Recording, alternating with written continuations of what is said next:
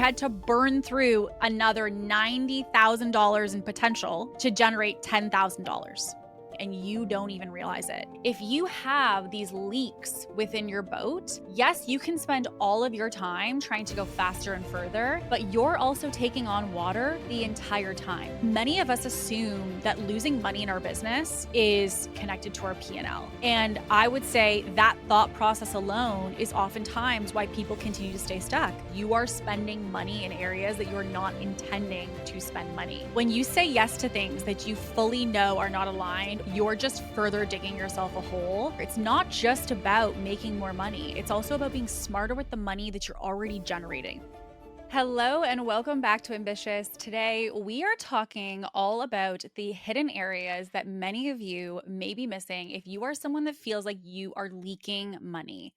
And the reason I wanted to talk about this is because there is more than enough content in podcasts, social media, TikToks that tell you how to make money, how to make money, how to make money. And listen, I love strategies that teach you how to make money just as much as the next person. But I think something that we also need to discuss is how do you ensure that if you are making money in your business, especially if you're scaling, that you're not burning through money at the same time. And so today, what we're going to be doing is I'm going to go through a bunch of different sections within your business that I want you to start to reflect on that could actually be the reason that you're struggling to grow. Because most people, when they're on average making anywhere between like 6 to multiple six figures a year within their business, it is no longer just a sales game, meaning that, the reason that you're not growing is strictly just, I need more sales, I need more sales, I need more sales.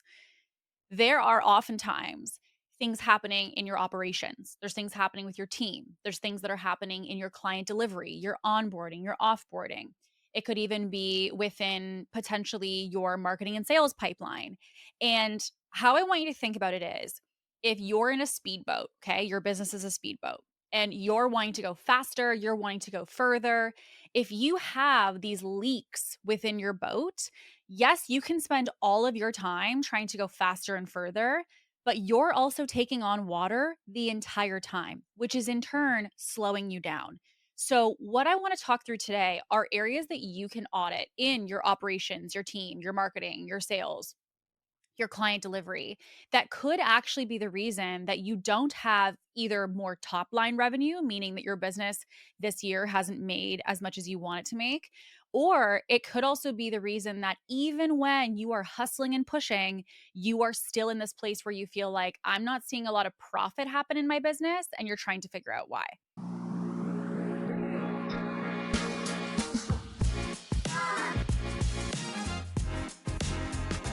So, with this, I'm going to break it into sections because I think that it really makes it easier to audit each of those departments, if you will, in your business. Okay. So, we're going to start with what I would consider to be number one, which is operational kind of structure and where is the machine losing you money. So this kind of basically looks at the back end of the business. So when I say the operations, I know that for a lot of people, that's kind of like a fancy word and they think like, what the heck does operations mean? Operations really, as I look at it, is truly thinking about your business as a machine and how is that machine running?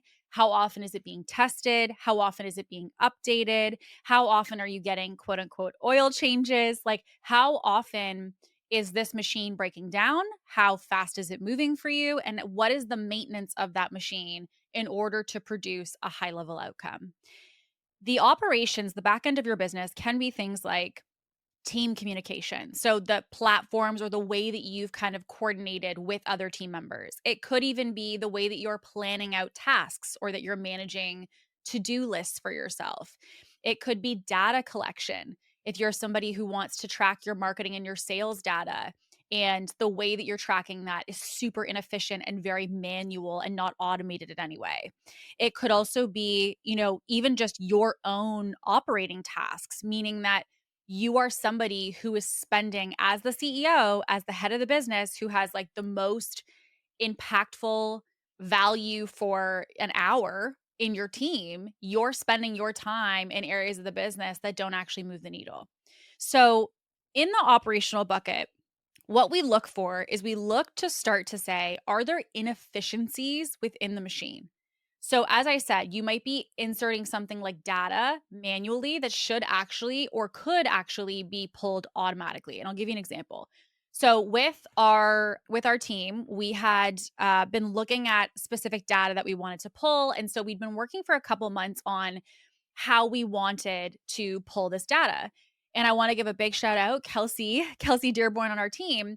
She came forward with a platform that literally pulled all of that data that we were looking to insert manually. We were trying to create custom graphs. We wanted to have, easy visuals to see how much has it increased, how much has it decreased. And then she comes one day and she's like, "Hey, this platform that I just found literally does all of the stuff that we were going to be doing with this thing we're building." So, this is a prime example of a team member who literally helped to save massive cost. And I want to kind of explain cost in the sense of, okay, well, how did she save us money? Some people might think, or you might be thinking, well, how much was this build that you were making? It's actually not about that investment. It's about what she saved us in the short term, but also what she saved us in the long term. So short term, yes, we were saving on, building in the sense of hours. We were having someone create this dashboard for us.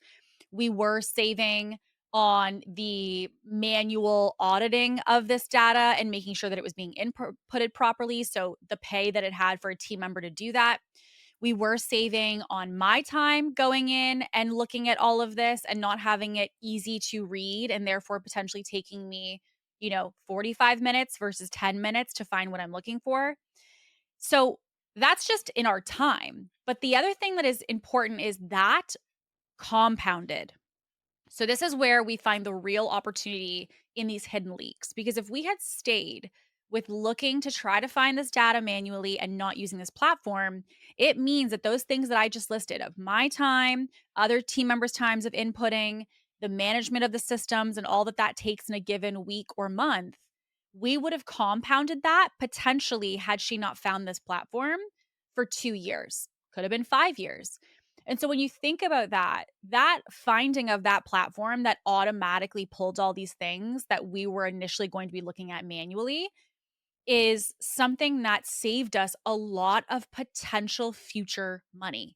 So it's not to say that scaling is okay, well, I could do this in ClickUp. You might think to yourself, it's only 10 minutes, it's only 5 minutes. Yes, but those add up. They add up for your team, they add up for you, and they ultimately are something that if you do not find those inefficiencies are costing you money. So that's just one example of her finding a platform and what that ultimately would do to compound inside the business.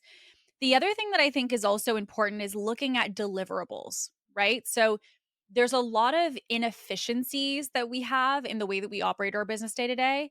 And the way that I usually see people kind of accommodate this is they go, "Oh yeah, well it just takes me a very short amount of time." Or, "Oh yeah, but we've always done it that way, so like that's just kind of always how it's been our process."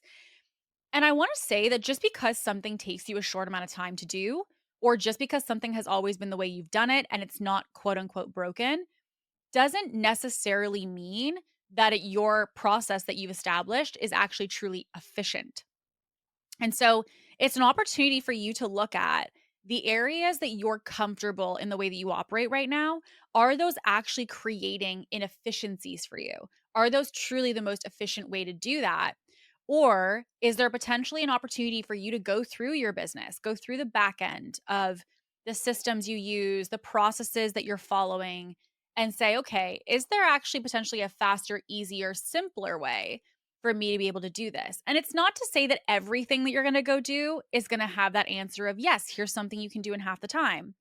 But you may discover that because you're getting curious, just like Kelsey did in this situation, because you get curious and you seek to find other solutions, you fall upon something that not only is going to create relief in the short term, but it also creates relief in the long term.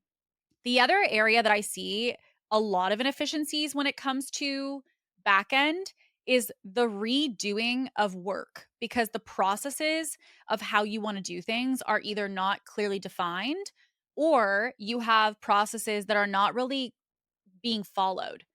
Okay. So if you think about like an analogy of cleaning your kitchen, okay. So you've emptied the dishwasher, you've wiped all the counters, and you've cleaned the sink. Okay. So imagine someone coming through and cleaning all of your kitchen.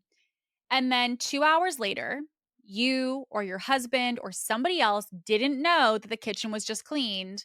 So they think, okay, great, we're going to do the kind of weekly cleaning. And they go through and they vacuum, they mop, they wipe all the counters, and they do everything.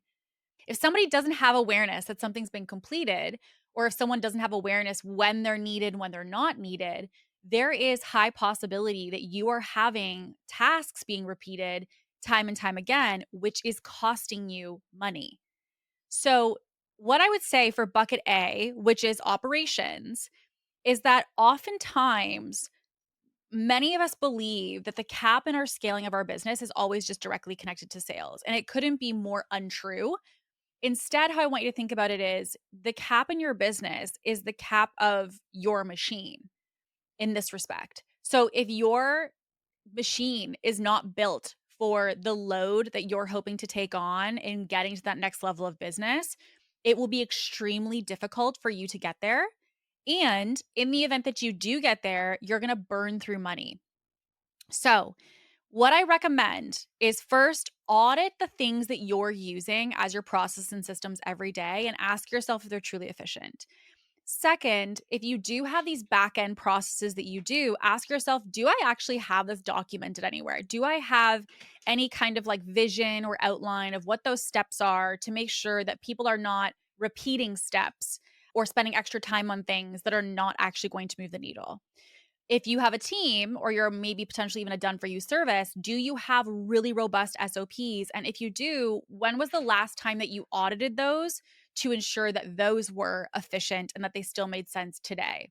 Because most people, when they make SOPs, have made them, 6 months ago and have really never looked at them since the day that they were created.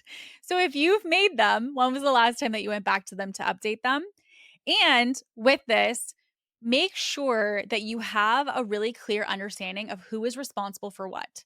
So, one of the things that I hear a lot when working with teams is I'll say, okay, like whose job is it to do blank? And they go, well, it's kind of all of our jobs and, kind of everybody has a role in it. And in some, parts of the business, sure, that makes sense. But everyone being involved does not mean that everyone has the same level of involvement. Meaning, there are things in your business that people are informed on. Okay. So it's actually a model that I was taught. I'm not going to go deep into it. I can do a separate episode on it, but it's called RACI, which is basically that you're going to have people who are responsible for something. You're going to have people that are accountable for something. You're going to have people that are consulted in the execution of something. And you're going to have people that are informed of its completion or it's moving through the pipeline. So responsible is for that task, who's the person that actually is responsible for the task or responsible for the project, responsible for that area within your platform. Okay. 2 is accountable. So who is the person that's responsible accountable to? So are they accountable to you as the CEO? Are they accountable to the person who's above them in that department? So who are they accountable to? The third is consulted, which is in working on something, who's the person you consult? So, like, there's areas in my business that I would say I'm not responsible for. I am somebody that they're accountable to, and I'm somebody who is consulted if something happens, but I'm not always informed of every piece, right? So, RACI as a model, so RACI, again, is responsible, accountable, consulted, and informed. The reason RACI as a model, and it really is like its own robust thing. So it definitely is something that, takes some time for most people to kind of get their arms around as a strategy. The RACI model, the reason that's so effective is because what it helps to determine is in a specific area where a lot of hands are involved, what is the hierarchy of those hands?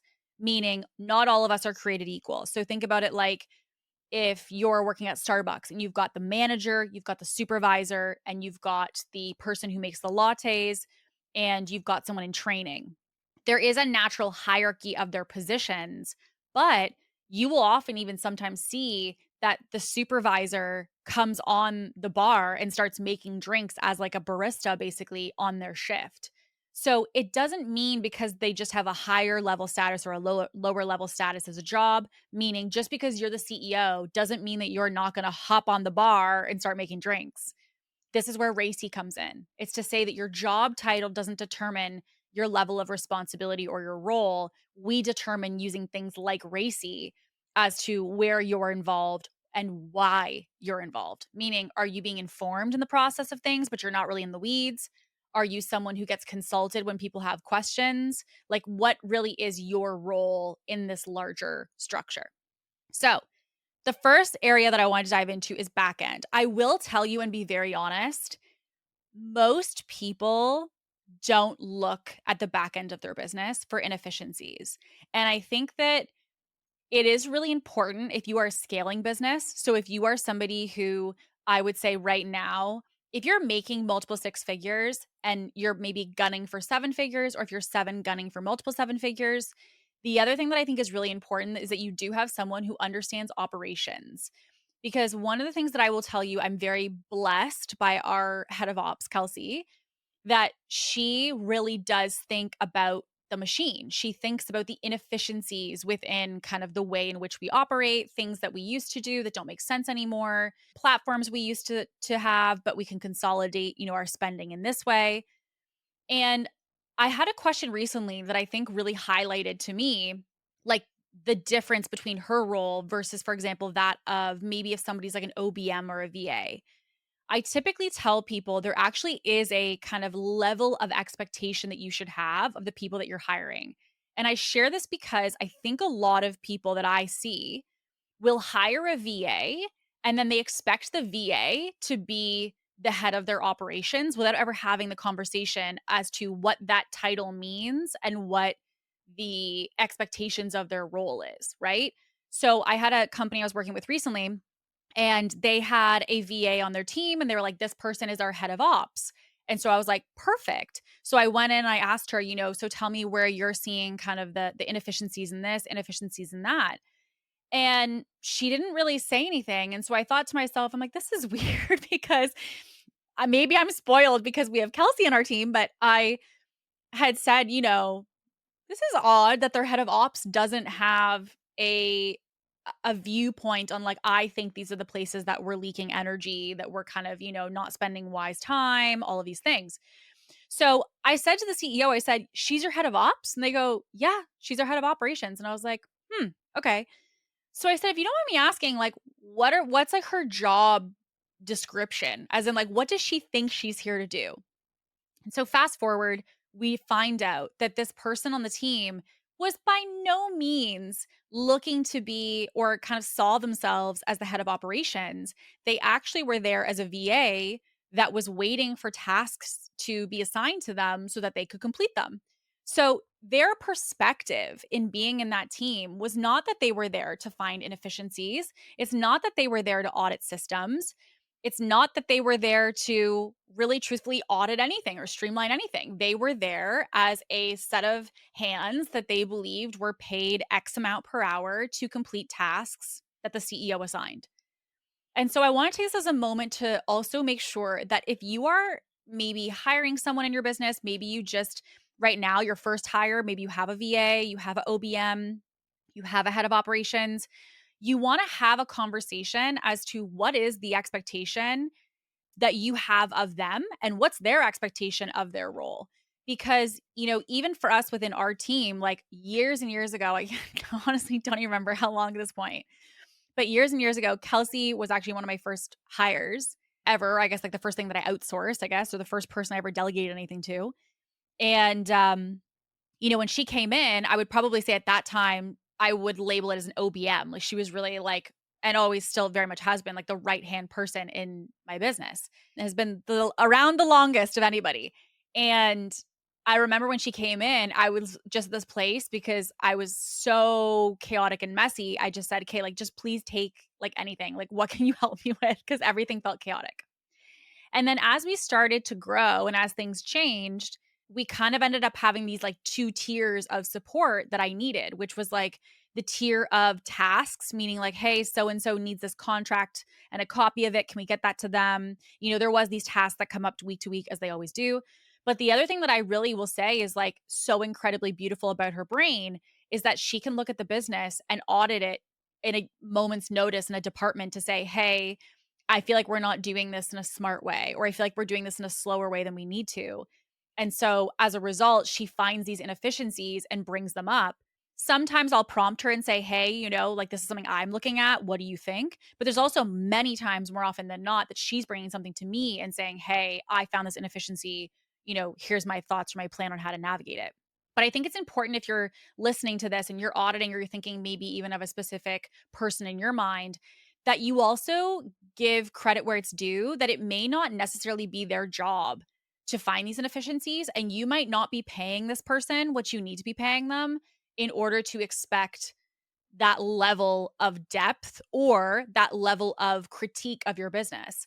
So just because you have a VA on your team who happens to be inside your ClickUp, or just because you have an OBM in your business who happens to be inside your ClickUp, doesn't necessarily mean by default because they're in your systems that they are your head of ops. So I just want to clarify that as well, because I had a great question last week of what's the difference between ops, OBM, and VAs. And it is three very different levels of expectation of a role.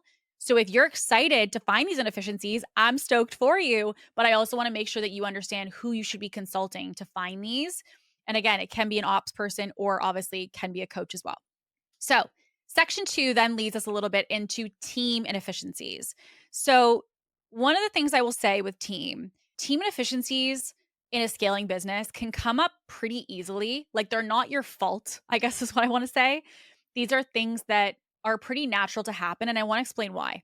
So just as I was explaining with the story with Kelsey, when I started my business, I was drowning. And I was at this place where I like my Google Drive. My Google Drive was a mess. It was a disaster. And I, you know, was missing notifications. I had probably, you know, platforms that I was double paying for. I had, you know, emails that weren't getting answered. Like I was really, truly deep in the weeds. And basically, Kelsey came in and helped me to get out of this kind of fire type of feeling. And so I want to first say that when you usually hire somebody, you don't often always have this like perfect onboarding of a team member. You don't always have the perfect documentation. I would say more often than not, we have brought people in the midst of like, oh my gosh, you know, we need somebody in now type energy versus, you know, this slow, streamlined onboarding. And that's because you usually are in this moment where you need hands. There's also these moments I find too when you're really urgent to get extra hands or you're urgent to get extra help that you're not always taking effective time to train people. You're not even necessarily always taking effective time to learn what skills this person has and to really make sure that you're making the right decision. So there's a lot of things that happen when you're rushing hiring. But I would say when you're in the busyness of scaling and you're just, again, like, I got to get this off my plate, I got to get this delegated, a lot of people look to create the emotional or like the hour or time relief, but they don't spend enough time thinking about other pieces that are connected to that team member. So, one of them being, which is probably honestly one of the biggest ones I see, is team compensation. Because there are people who, I would say some common things I see, people who are paying salaries for people, but there's this constant ongoing, they're not using the hours that they're paying this person. And so I think, you know, if you're in a season where there's some adjustments and some things are changing and, you know, maybe roles are shifting or the business is shifting, there can be moments and seasons where that makes sense. If you've got a great player on your team, you're like, I don't want to lose this person, even if I don't have full-time hours for them. But it depends how long that season lasts. And it also depends, are you even aware of it? Because there's a lot of business owners that don't even realize, wait a second, I'm paying so-and-so full-time. And when I reverse engineer how much actual work I'm giving her, it's half that. So they start to realize, wait a second, there's a lot of spending that's happening here that we're not really doing anything with. The other way that I see this is in hourly pay. This is a huge, huge, huge mistake with hourly pay. A lot of people will hire someone, they'll say, okay, great, what's your hourly rate? Let's just say, for example purposes, this person says $30. Well, if someone that you're working with says their pay is $30, that's fine. But have you actually established how long with $30 an hour you want them to take of that and spend it on a task? So what we end up seeing happen is you'll have two team members. Let's say team member A, they do 5 things in an hour. Team member B does 15 things in an hour, and they're both paid the same hourly rate. So they both spent an hour doing something. One person got 15 things done, the other person got 5 things done. So that's where the inefficiencies come in, because now for one person, you really are paying, a lot more than you should be, because you could be getting triple the amount of work done if the other person was doing it, right? So you're really overpaying for what you're receiving. And I want to give you an analogy of this. I know I always use Starbucks, but it's just, there's so many businesses that have really easy examples, okay? So Starbucks, think about you going through the drive-through. Do you ever have those days where you're like, the drive-through, it's like we're breezing through. I, place my order and it feels like just as I'm finished saying my order, I go to the window and they're already done making it. That is because the person at the window is very efficient. Starbucks has over top of their window inside, so you can't see it as a customer, but inside they actually do have a timer that's going, and they have what is considered called pace, which is basically where they are actually seeing and determining your pace at the window. So you kind of get like a score based off of how many people you're getting through your drive-through window at a given time. So the reason that I mention this is if someone who's a Starbucks, head of the corporation sees that location A Starbucks location, they get 5 people through the window in an hour. On the other location, they're getting 15 people through the window in an hour. Which of these businesses do you think is making more money? The thing you want to keep in mind is that both those businesses for that hour actually spent the same amount for the staff that were in store. So as a result, you're spending the same amount, but the efficiency of one store is much, much higher than the other. So the thing I want you to take from this is that when you pay somebody hourly, it is your responsibility to set out an expectation of what are the standard pace of hours that you want to allocate to certain tasks. One of the things that I think people miss the mark on is they don't set bumper lanes for their team. They don't set bumper lanes of how long should something take? How long are you going to allow someone to spend on something? And in the event that they do double or triple or quadruple their time, how are you going to navigate that? The other way that I recommend you can streamline this and that you can also, protect this, again, extra spending, is there's also something that I call what's considered like a flat rate. So it's not a flat rate salary, it's a flat rate cost per X. So I'm going to give you an example. Okay. So even with coaching, right? I now coach my mastermind myself. So I don't have co-coaches inside, but with my mastermind, I used to have co-coaches. And so co-coaches are typically paid off of a cost per client.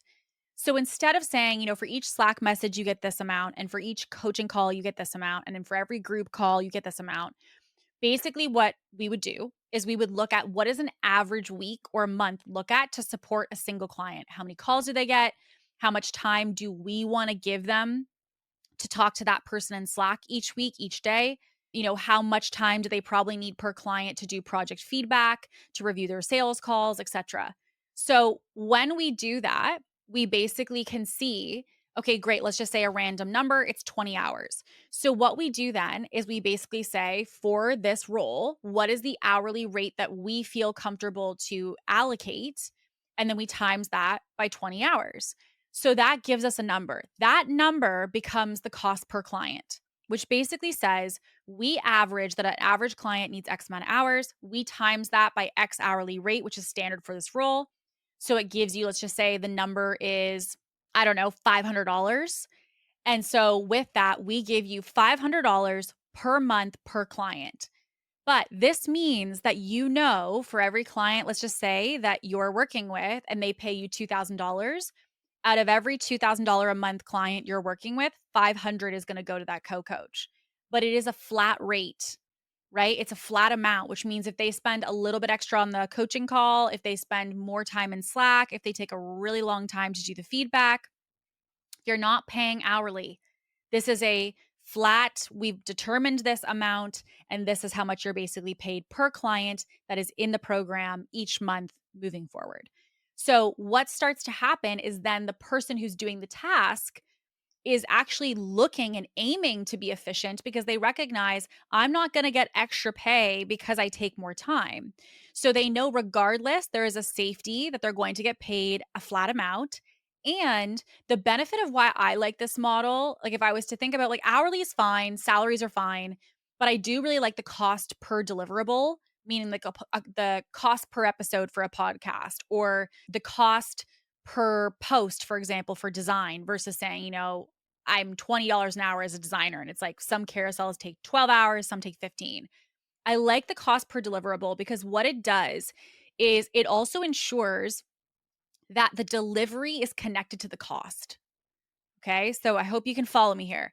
If, let's just say, a client, I'm going to take a coaching mastermind example for us. If the client is somebody that drops out and they, let's just say they stop paying or they get sick, or, we've had many women who've started families, they've gone on mat leave, so they're not in the program, meaning that they're not paying, for example, for a month. That cost of that client doesn't just keep rolling because the client's not there to serve. So, what we would say is that the actual deliverable should match the cost, which means that if the deliverable goes down, if the amount of clients you have goes down, that person's compensation is directly connected to it. So, it really reduces a lot of risk for you as a business because otherwise, when you have everybody, and I see this time and time again with agencies, everybody is on just a flat salary this, flat salary that. It can work, but you have to have a really good understanding of, client load and how many clients you're working with, because otherwise the risk that you run is that you have people that you're paying, 4,000 here and 5,000 here and 6,000 here.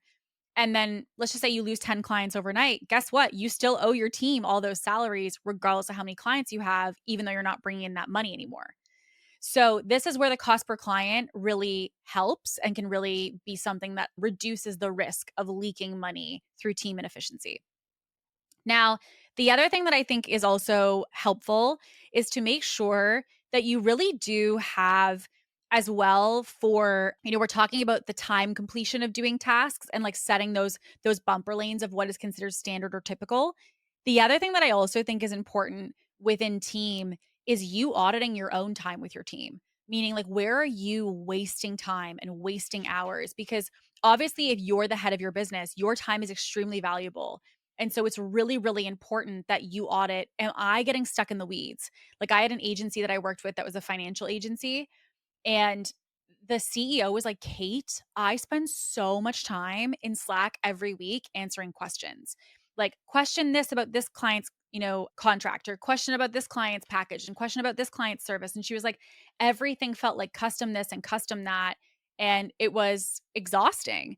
And so her biggest inefficiency is that no matter how many team members she had, there wasn't actually full delegation of responsibility, meaning that they couldn't really take it and run without her. They were just really truthfully people that were coming to her saying, what about this and what about that? And so she was still very involved. So there's a big inefficiency. She's paying these people to help and assist, but she really is fully part of the process every step of the way still. So we had to create trainings. We looked at documentation, new structures of how they could ask questions to help her to remove herself from the day-to-day operations. And so it really allowed them to fully own it and take it and run without her, which meant she paid these people the same amount of money, but she wasn't involved any longer. So she wasn't burning through her hours. The other thing I also want to just mention for the team aspect is not having accountability for performance, because I think it depends on the role, of course. Like some roles in a business don't make sense to have, crazy performance things. Like everything can have a target if you want it to. There's some roles that are more performance driven than others. But I think it is important that if you have somebody who's sitting in a seat in your business, like I literally think about teams are like NBA teams. Like you got to be really intentional who's on your bench. And if you are not critical of the people that are sitting on that bench, you might have people who are sitting there who are not carrying any weight on the court. They're not even on the court at all. And so I think about looking at, where does this person help us to get outcomes in the business? And this is also something that I think many people minimize. They see people as helpful because they're like, yeah, they take tasks off my plate. They take tasks off my plate, which is fine. But I need to know, how does that person move the needle in the company? How does that person help you guys to grow, to expand, to evolve as a business? Because if you don't have a correlation between what that person does and how they help you to grow, there's a high possibility that their role is not even helping you to grow. So I think there's also an opportunity to look at, are you paying for people to just be butts in seats for you? And is it possible that someone in your team right now maybe has fallen to complacency, meaning that, like, yeah, they do tasks. Yeah, they're helpful. Yeah, like, they're there, but it's like you don't really feel like they're moving the needle in the business. You don't really feel like they're helping in a massive way. That's a problem because we want to make sure that anybody on the team feels like a really helpful, massive asset to you. Okay. So section 3 is going to be where I want you to audit. Now we're going to go into your offers and pricing.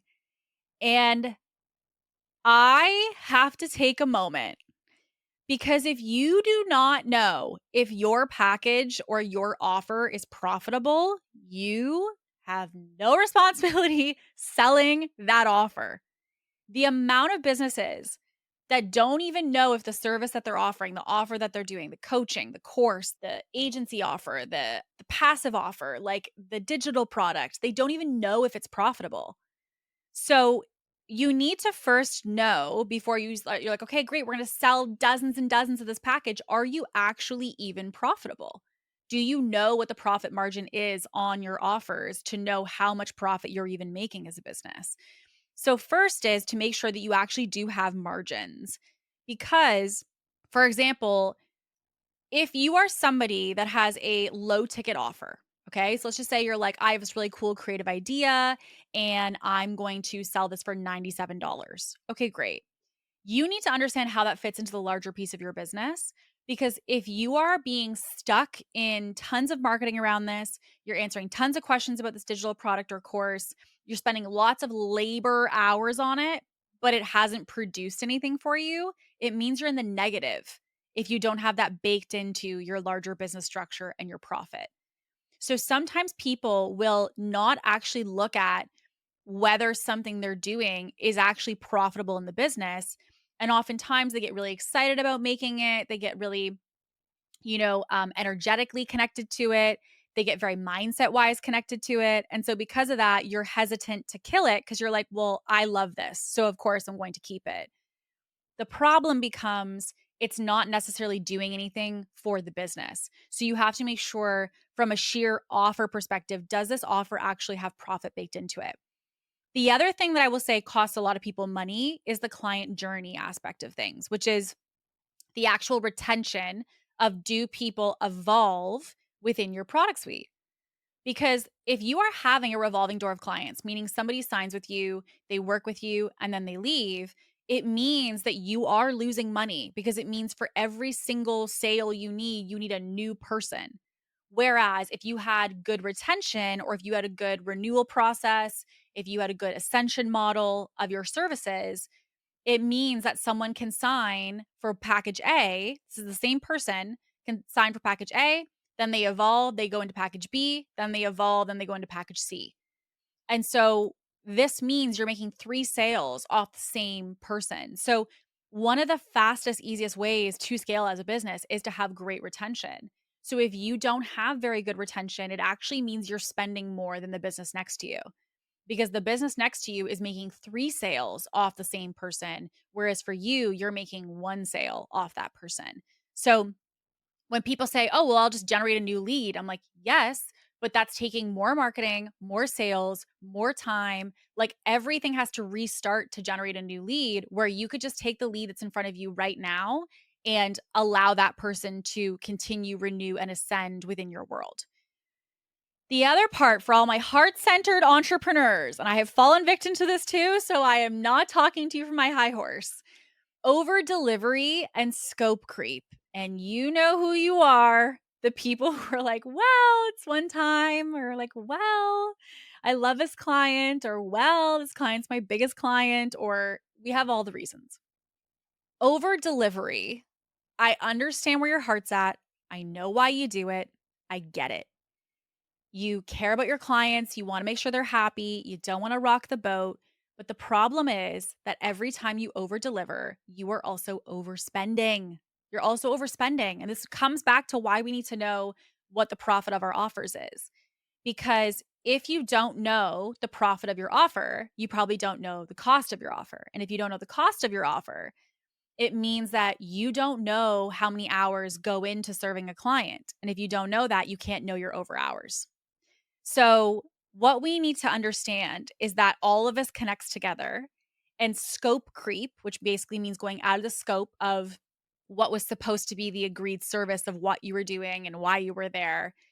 Or if you're over delivering, because lots of people love to say, like, I over deliver, I over deliver. And listen, like, we love some extra support, but it is costing you. So, there are situations or circumstances where it does make sense because customer service is a thing, but there's a difference between something being a one-off, personal situation where you just make this choice that you're like, I know this doesn't make sense financially, but I want to salvage this relationship, versus those of you, and you know who you are, who over deliver constantly because you believe that if you don't over deliver, clients are going to leave. Or you believe that your over delivery or like the level of how you support clients is the reason that they're there. And so if you start to have boundaries, they won't want to be part of your service or part of your offering. And if I could tell you candidly, if I was coaching you, I would say to you, it basically means that the only reason you have a business is because people are allowed to walk all over your boundaries. That's really what it comes down to. So if you are scared to enforce those boundaries because you're like, well, this is actually how much time I allocated to this. So let's just say you allocated 5 hours to do something and now the client's asking for hour number 9 of service. And you're like, this is way out of scope. You should be saying something to that client to say, I'm happy to do X for you. However, it would be another investment of X, as we definitely have gone outside of what would typically be included in our first agreement. This is something that I want everybody to reflect on. Think of a client, think of an experience, think of a circumstance where you're like, yeah, I probably went outside scope there. And it's okay. As I said, all of us do it. But I think the important thing more than anything is that you have an awareness of it so that you can tighten it up. Because whether you want to realize it, this obviously or not, one of the things that I do think is important is that we acknowledge that you are spending time and you are spending money. This is what the essence of today is you are spending money in areas that you're not intending to spend money. And it's really important that we tighten those up. So the other thing that I want to say when it comes to delivery is that when you look at the way that you're serving clients, you look at your packages, you look at your profit, you look at all of it. The thing that I want to say is this is not a hard fix. There's only a couple things that need to be maneuvered if you are not profitable, which is number one, you need to increase your prices. That's not always the first step that I take with people. It's not often the first step. It's usually actually looking at their cost. But you may need to in this process. Maybe your prices are genuinely too low, which is why no matter how efficient you get and how much you tailor things in, you're not able to get that profit you want. And not just because your prices are just genuinely too low. But we usually also look at what is it actually costing to offer a service.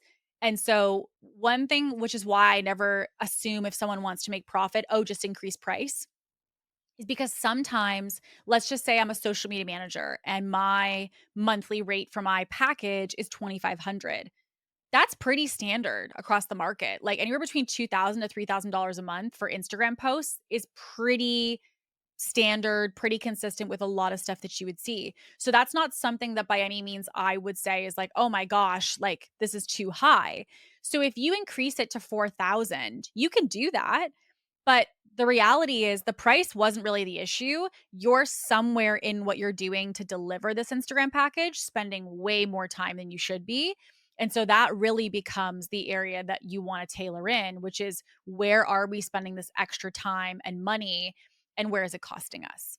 So we also now want to go into your overall marketing and buying sales process. Okay. This is the one that I find so many people are in denial of because they're like, no, like I'm losing money in my profit. I'm losing money in my, my financials. I'm losing money in my team. Like so many people don't look at how you're losing money in your marketing and sales. And I'm going to give you an analogy or an example because this is the easiest way. I literally wrote a post about it yesterday to explain this. Okay. So if you have 100 leads, okay, it took you time, effort, and money to create that. And even if you're like, well, I don't have a social media manager, it took your time, which is still money. So it took you time, energy, and money to make the social media, make the organic post, make the ads that generated that lead. Now, when you're running ads, people really pay attention to how much they're spending to get a lead because they literally have direct numbers of how they're seeing that every day. Most people associate social media or organic marketing as free because it's just your time. So you think, oh, it's not costing me anything. It's still costing you something. It's just not costing you in the most obvious way because it is through time, which still is money. So let's just say person A gets 100 leads, okay? To generate those 100 leads takes effort, takes time, takes intention. Like it takes things to be able to generate those leads for that person. Now, they have, let's just say, a 10% close rate. Okay. So they are closing 10 out of 100 people that came to them. That means that in order to generate 10 sales of $1,000, making $10,000, it took them 100 people. They had to burn through another $90,000 in potential to generate $10,000. Okay. So then when someone says, like, I just need more leads, I just need more leads, you don't need more leads because if I make that, for example purposes, we make that 400, you're still only going to close with 10% close rate, 40 people, which means now you've burned through 360, which is $360,000 of potential revenue, potential money for you. You've burned through all of that in order to make $40,000. So when we're thinking about, burning through money, you're burning through leads, you're burning through potential money because your close rate is not good enough.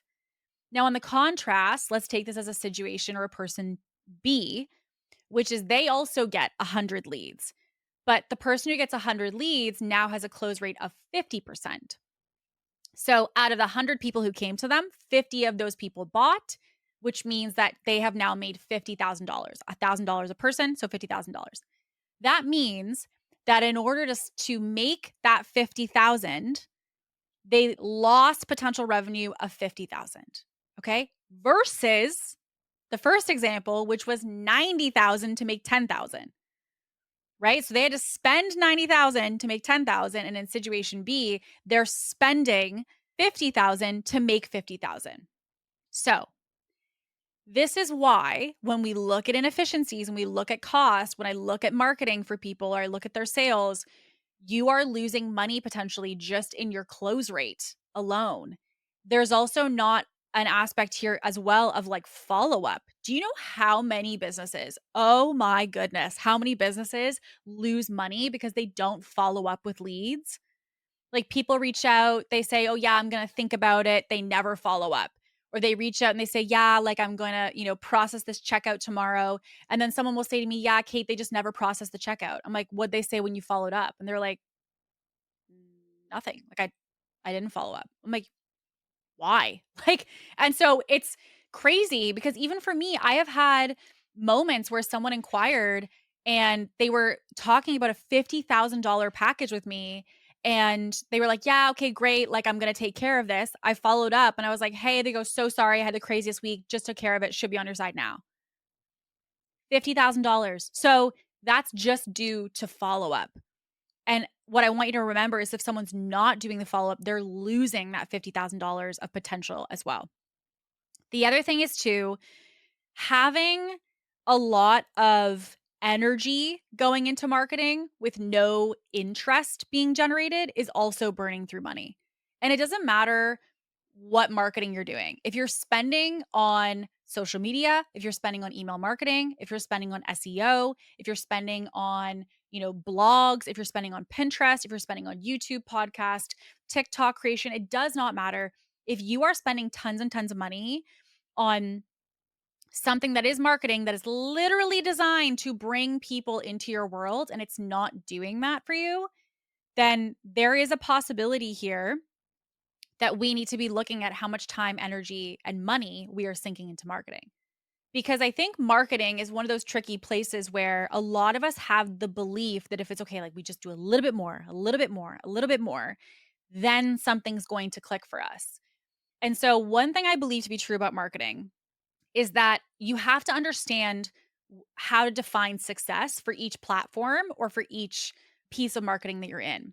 So we talked episodes and episodes ago. We have an episode dedicated to marketing data, but it talks about in this episode, going through visibility, nurturing, and interest.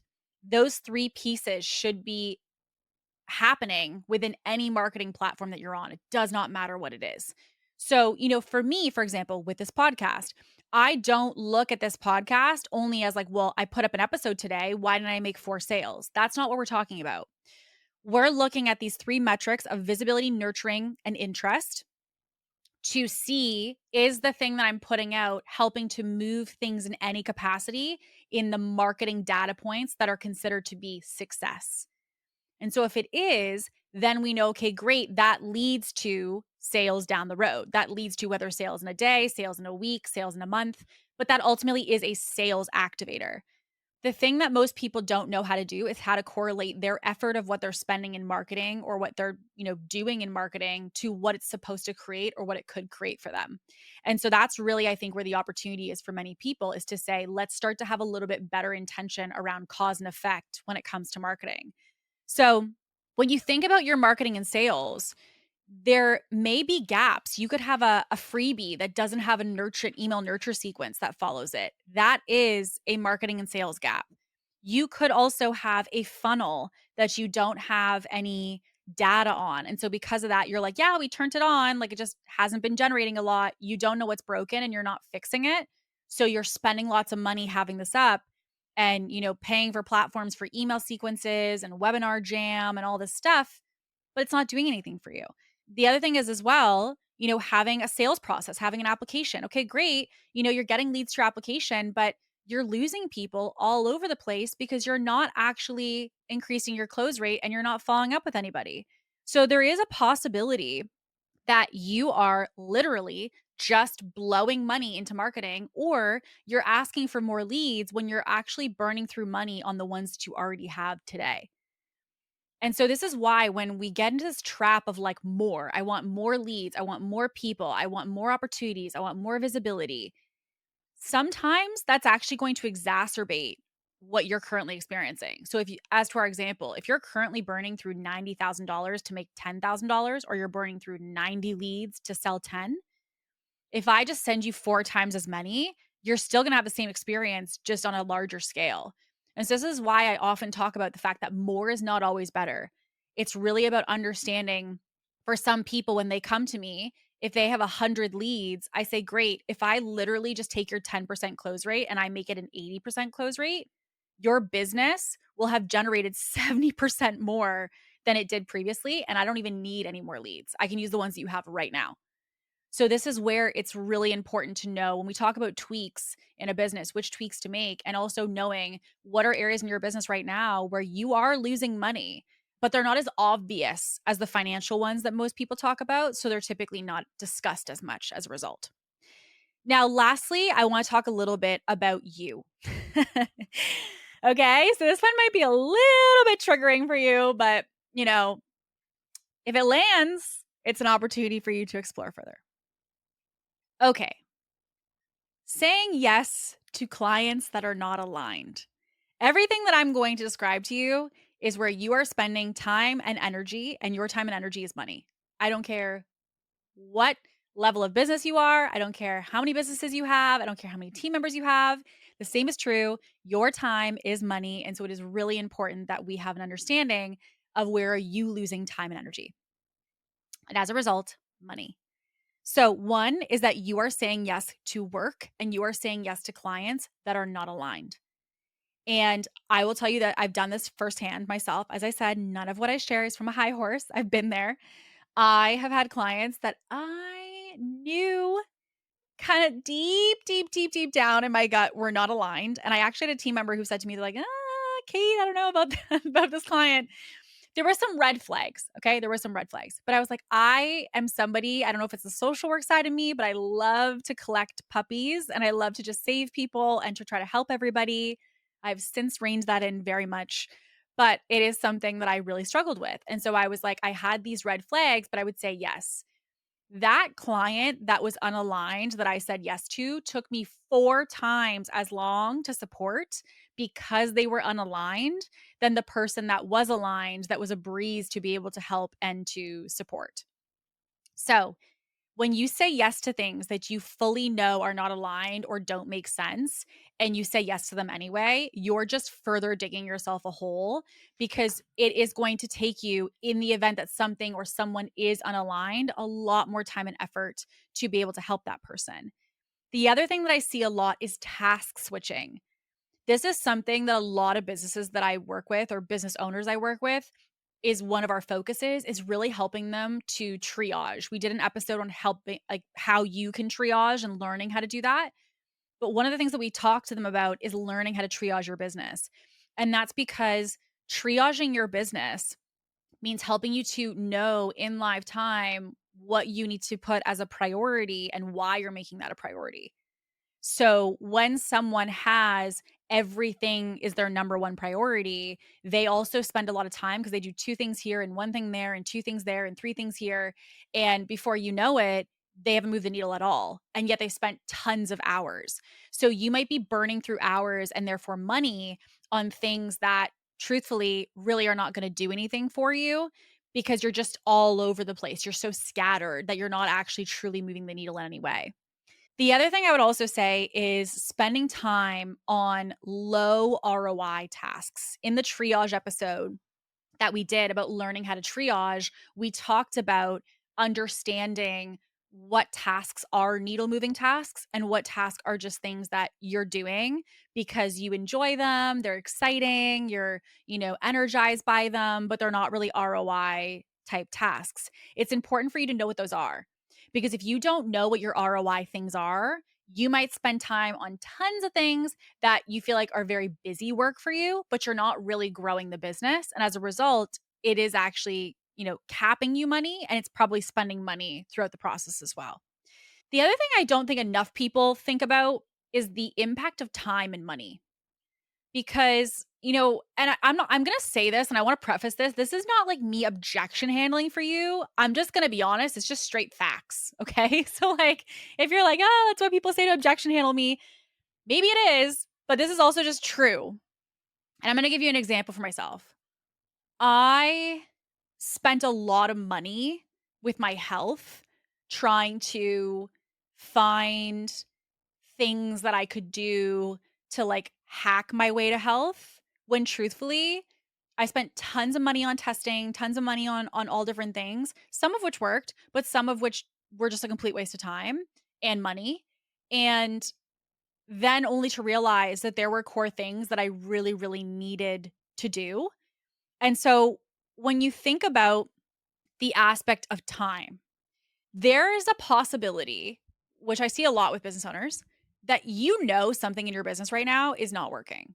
Like that your marketing's not working, that your sales is not working, that your offer is like there's something up there, maybe your team structure, like I feel like I'm burning through money no matter how much I make, I feel like I'm spending tons. And one of the things I think is really important is that you understand what the cost is of you deferring what needs to actually happen, which is that you need a new plan. Like for me, I realized how looking back now, I spent so much money on like health investigations of stuff other than just doing the damn thing, which was getting an actual plan of what I was going to do for my gut health, which was the way that I cleared my skin and all this stuff now. It wasn't through all the spending and discovery. It was the time I spent in delay in products, in testing, in researching. I spent so much time and energy and money trying to find what was wrong instead of actually taking the approach that I was pretty certain was probably the answer the entire time, but I was trying to find something else that could be the solution. The same thing happens with business owners. You will have a problem that you are experiencing today that you and I both know you've been experiencing for the last 3 to 6 months, and you genuinely have no clear plan of how you're going to overcome that. And if you continue to sit in that situation with no momentum, no movement, no way to see something else change, if you stay in that, the only real person who's wasting time, energy, and money is you. And so I tell people, like, it's your choice to change. If you don't want to change, don't change, but don't lie to yourself to tell you that this is more cost effective for you to DIY it, because there's a lot of cost that comes with blowing lots of time and energy when you could actually get clarity of what works and do the thing that works to solve the problem today. So there is also this decision fatigue, this decision delay. And I think a lot of the times, truly, when people are ruminating on things, when they're like overly planning, like I see this even with launches, people are like, okay, like I'm going to plan this and plan that and plan this. And I'm like, man, just press go already. Like 3, 2, 1, go. Press go already on it. Like go, go. Because this rumination cycle is causing you so much stress and delay and time and money. And so delay is a huge killer of revenue. And so one of the skills that's really important for you is to ensure that you can make decisions quickly, that you can decide what needs to happen when, that you can triage things on your list, because the skill set of that is a crucial element that will allow you to see the momentum from a revenue perspective much faster. This is, again, for you about like time efficiency for you. CEO time blocking of your calendar. It can be reducing how long you're taking to make decisions. It can be learning, like in the other episode, how to triage your business. It can be learning how to delegate and releasing this idea that you have to do it all yourself. The thing that I think is essential is that, for today, what I wanted you to take from this is that many of us assume that losing money in our business is, not having good profit margins, spending too much on our team member, not making enough sales, right? We always, for some reason, think about losing money in our business to be connected to our P&L. And I would say that thought process alone is oftentimes why people continue to stay stuck. They're not aware of the hidden areas that we talk about that are sitting underneath your nose where you are burning through money and you don't even realize it. So, my invitation for you today is to look at your business, go through and literally sit down in each of the departments. Think about, okay, where are we inefficient with our team? Where are we inefficient with our systems? Where are we inefficient with our sales process? Where are there little money leaks within your business? And just make a list of what those are. And then you can sort them in the priority of, upon fixing it, which one would have the most impact. And that's where you start. Because it really is something that I will tell you, when you're trying to scale, as I said earlier, it's not just about making more money. It's also about being smarter with the money that you're already generating, smarter with the sales you already have, smarter with the clients that you're already serving right now, and how you're doing that. So, as always, I hope today was helpful for you. If you do have any questions after today's episode, because I know today was a little bit of a meatier one, if you do have any questions after today's episode, maybe you have like an open loop, you have a question about your own business, you're like, I think this is where I'm losing money, but I'm curious to get a second opinion on it. I want you to know, as always, my DMs are always open. Feel free to send me a message after any episode. I cannot tell you enough how much it means to me when you reach out, you share aha moments, experiences, things you've done as a result of the episodes. It's incredible to see. It's incredible to hear. And so I want you to know that my inbox, my messages are always open if you want to chat in any way. And of course, if you do want help with any of this, as you know, this is literally what I do with clients day in, day out. So in listening today, if you go, man, I think we actually are losing money in multiple of these areas or more than one of these areas, this is literally what I do. And so if you also are looking for support and looking to fill some of these holes, remember, your business is a speedboat and you're taking on some water and you're like, I don't want to do this anymore because I know I have some holes here and I have some gaps. reach out to me. I would be happy to give you my thoughts as to kind of what I would see for your business. And of course, if you're looking for coaching or support, I'm happy to do so. So with that being said, we will see you on the next episode. And as always, stay ambitious.